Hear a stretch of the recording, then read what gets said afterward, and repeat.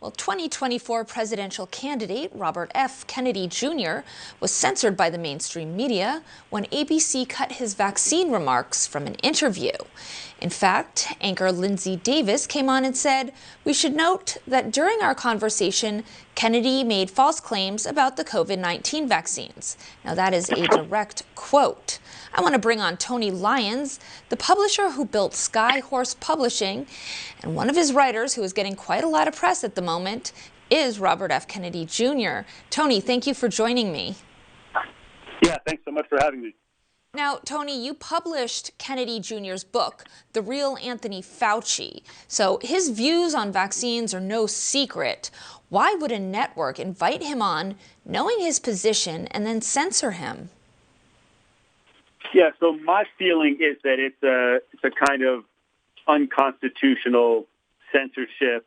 The airwaves are governed by the FEC rules, and to bring him on for an interview and then to curate that, cut out certain portions of it, and then bookend it with claims that he's made false claims or that the things that he's saying are misinformation is really just so unreasonable and such a breach of the basic rights that interviewees are supposed to have, but also it's a breach of the contract that they have with the public, that the public has a right to hear what presidential candidates have to say.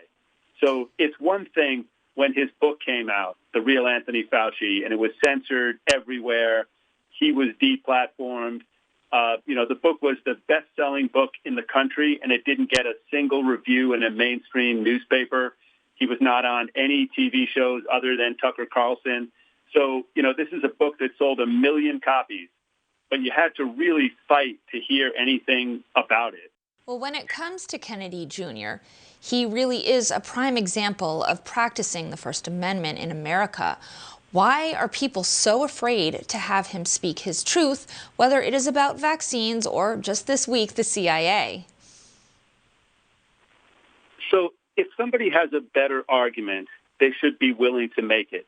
So censorship is sort of a way to trick the public into thinking that something is false, or, it's a way to sort of like the words conspiracy theory or misinformation or disinformation or malinformation.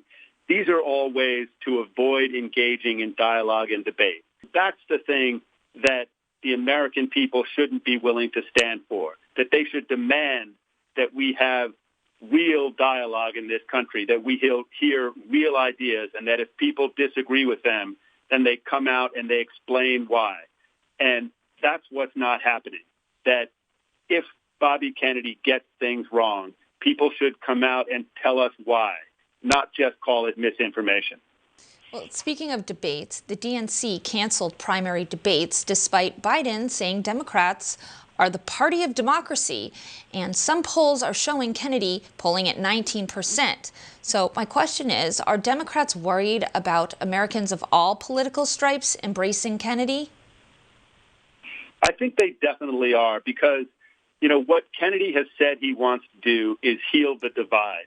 So he wants people to think of themselves not as Democrats or Republicans, but as Americans, and that there's certain basic rights that Americans have. And one of those rights is to have access to a presidential candidate's point of view.